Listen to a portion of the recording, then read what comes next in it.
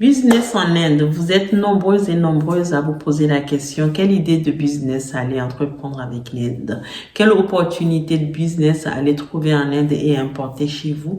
Alors, je reviens dans cette vidéo ce soir pour vous donner 2 idées business en Inde. Si ça vous intéresse, je vous invite à rester en ligne. À tout de suite.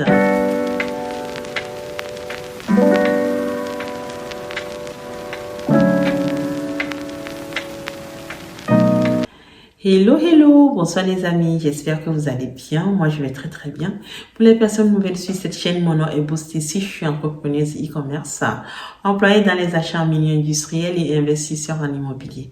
Alors moi, j'aime bien venir sur cette chaîne partager avec vous mes idées business avec l'Inde, mais je parle aussi sur cette chaîne des cheveux indiens que moi-même je vends sur mon site internet www.senewe.com. Donc, je vais bien vous expliquer en fait la qualité de ces cheveux, les spécificités de ces cheveux. Je viens en fait vous donner des astuces sur comment les entretenir et je viens vous sensibiliser en fait sur différentes problématiques pour vous éviter en fait de vous faire avoir encore sur le marché des cheveux. Donc, si vous nous rejoignez pour la première fois, n'hésitez surtout pas à vous abonner et surtout à cliquer sur la cloche de notification pour ne rien rater de mes prochaines vidéos. Donc, je le disais tantôt, je revenais dans cette vidéo ce soir pour vous donner 2 idées business à faire avec l'Inde. Je la souhaite pas du tout longue cette vidéo, donc elle va être courte, concise et claire. Donc, la première idée business que j'ai envie de partager avec vous ce soir, c'est le business des thés. Alors que vous vivez en Europe, en Afrique, en Amérique ou même en Asie, du thé, il s'en boit sur tous les continents. En Europe, en Amérique ou en Asie, en hiver, on va le boire chaud. Que ce soit du thé vert, du thé blanc, du thé noir, du thé gris, ils sont tous produits en Inde.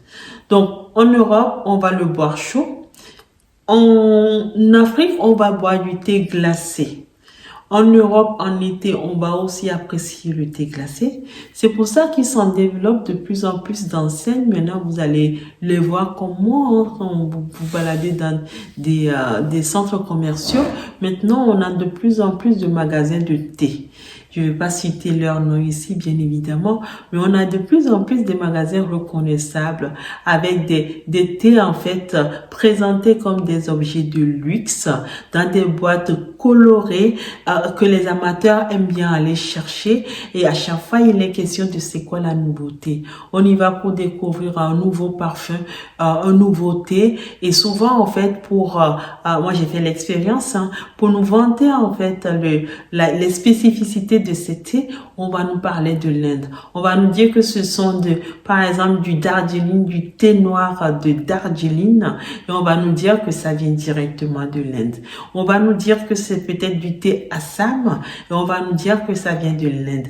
Parce que quoi? Parce que l'Inde est reconnue comme un gros producteur de thé, mais un producteur de thé de qualité. Donc, l'Inde va produire que ce soit du thé noir, du thé vert, du thé gris, du thé blanc. Chacun de ces thés ont leur spécificité, que je ne saurais vous détailler en long et en large ici. Mais je sais par exemple que du thé vert, c'est souvent apprécié en fait pour ses effets minceurs. Le thé noir a son rôle aussi, le thé blanc aussi, mais dans tous les cas, quand les thés viennent de l'Inde, c'est reconnu comme étant des thés de qualité. Et on voit ces magasins se développer de plus en plus. Ça sous-entend quelque part qu'il y a un engouement pour le thé.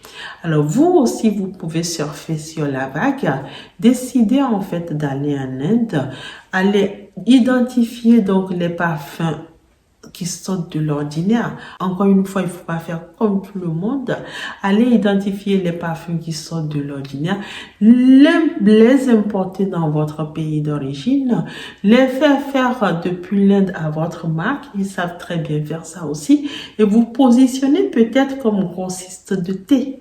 C'est-à-dire que vous serez la personne qui va vendre vos thés aux gens qui ouvrent des salons de thé, parce que c'est beaucoup à la mode aussi, les salons de thé. Donc, vous allez pouvoir vendre vos thés à ces gens Ou encore, vous allez pouvoir vendre vos thés sous votre marque dans des supermarchés, en fait, aux propriétaires de supermarchés qui vont les revendre. Ou si vous avez les moyens, vous ouvrez votre magasin de thé et vous allez vous mettre aussi les thés en fait en lumière comme font les autres, les présenter comme des objets de luxe à votre marque bien évidemment et vous lancer dans ce business de thé. Ou encore, si vous avez un petit budget, vous vous lancez dans ce business de thé, vous le faites faire à votre marque, vous développez un site internet où vous vendez vos thés, ou tout simplement vous le vendez via des plateformes comme Amazon ou autres sur internet. Voilà, de manière très simple, je viens de vous donner en fait une idée que vous allez pouvoir customiser en fonction de votre profil, de votre moyen pour pouvoir vous lancer dans le business de thé avec l'Inde. Qu'attendez-vous encore? Lancez-vous. Allez-y. Faites votre business plan, toujours. Je ne le répéterai jamais assez sur cette chaîne. Faites votre business plan. Identifiez ce que vous allez pouvoir apporter de nouveau. Précisez votre positionnement. Choisissez votre positionnement. Et lancez-vous, partez en Inde, allez acheter du thé, faites-vous plaisir et venez vendre. La deuxième idée business, en fait, à laquelle j'ai pensé vous concernant, c'est le business des bijoux. Je l'avais déjà dit sur cette chaîne que l'Inde est un pays qui regorge de bijoux. Il y en a de toutes les couleurs, il y en a de toutes les tailles, que ce soit des bijoux en or, des bijoux en argent, des pierres précieuses, du diamant, du rubis, voilà, toutes sortes de pierres précieuses que vous avez aussi dans ce pays. Ce pays est reconnu pour ça. Il y a des gens qui partent en Inde et qui ne se voient pas revenir sans bijoux parce que c'est l'occasion, il faut en profiter. C'est là où on peut s'offrir de beaux bijoux. Pourquoi? Tout simplement parce que les femmes indiennes adorent les bijoux. Elles en portent partout, que ce soit les oreilles, au cou, des bagues aux pieds. Elles mettent même des bagues aux pieds, elles en ont partout. Donc c'est un pays où on voit des bijoux à tous les coins de rue, où il y en a pour toutes les bourses. Alors, vous pouvez décider de vous lancer dans ce business de bijoux, partir en Inde, identifier l'argent coûtera moins cher que l'or, bien évidemment. Tout dépendra de votre budget. Identifier ce que vous voulez faire dans ce domaine et aller rencontrer les fournisseurs de ces bijoux pour pouvoir lancer votre business. Un petit plus peut-être que vous pourriez apporter, vous, serait en fait de peut-être les faire à votre marque. Si vous avez le crayon facile et que vous savez dessiner, vous dessinez vos bijoux. Ça sera quelque chose qui sortira de l'ordinaire. Sur place, vous demanderez donc aux producteurs de ces bijoux de faire vos bijoux selon vos dessins. Et du coup, ils mettront votre marque là-dessus. Vous rentrerez dans votre pays avec ces bijoux que vous vendrez sur Internet ou dans un magasin en vous positionnant comme grossiste. Et du coup, vous lancerez votre marque comme ça. Ou alors, si vous n'avez pas le crayon facile ou encore un petit budget, vous pouvez tout simplement aller en Inde, aller acheter des bijoux, ramener dans votre pays et puis les vendre, les revendre tout simplement. Voilà, c'est aussi simple que ça. Donc, voilà deux petites idées que je vous ai encore soumises ce soir. À vous de jouer maintenant. Vous bâtissez votre business plan. Je ne le répéterai jamais assez sur cette chaîne. Vous projetez sur ce que vous pourrez apporter de nouveau sur le marché. Vous identifiez vos fournisseurs. Vous partez en Inde, vous les rencontrez. Et vous ramenez ce que vous avez envie de ramener, votre petit bout de l'Inde avec vous pour développer un business qui vous permettra d'augmenter vos revenus et de vous sentir financièrement indépendante ou indépendant. Voilà les amis ce que j'avais à vous dire ce soir. Si vous avez quelques questions que ce soit, n'hésitez surtout pas à me les laisser dans les commentaires.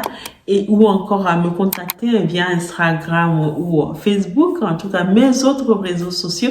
N'hésitez surtout pas à me suivre aussi sur mes autres réseaux sociaux et puis partager la vidéo pour donner des idées à d'autres personnes aussi qui pourraient être intéressées. Moi, je vous les donne gratuitement. Soyez généreux aussi. Partagez ça autour de vous. Ça fera grandir la communauté et ça fera développer la chaîne. Je vous remercie beaucoup. Je vous souhaite une bonne soirée. Au revoir.